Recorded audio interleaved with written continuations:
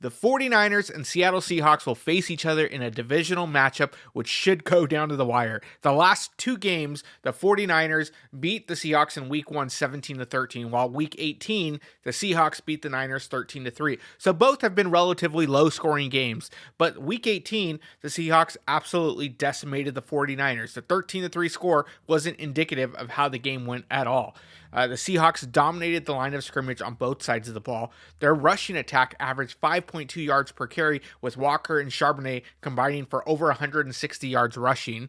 And Brock Purdy threw for a measly 127 yards and had an interception. They could not get the ball going when it came to the run game. Christian McCaffrey had 23 yards rushing on 8 carries. Brock Purdy had 21 yards rushing on 2 carries, and Brian Robinson had 9 yards rushing.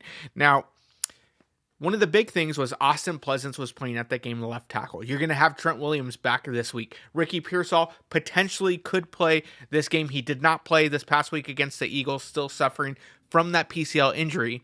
But if there's something going for the 49ers, it's got to be you have Trent Williams back. Now, you're not going to have George Kittle, being that he did rupture his Achilles, but you possibly have Fred Warner, the anchor of that middle linebacker, who's going to come back. And by the way, Wallow and Eric Kendricks played absolutely amazing, especially since they've only been on the team for 3 to 4 weeks.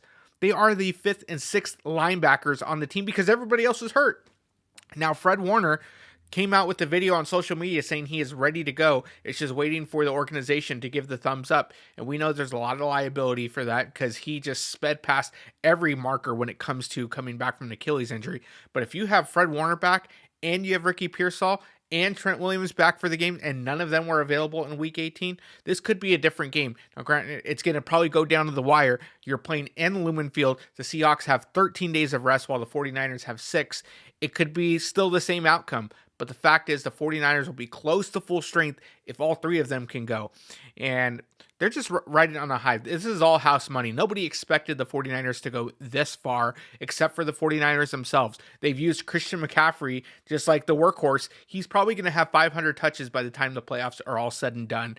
And it's just absolutely amazing on how much he's carried the team and how far the 49ers have come. Kyle Shanahan deserves Coach of the Year just for what he's done with what little he's had.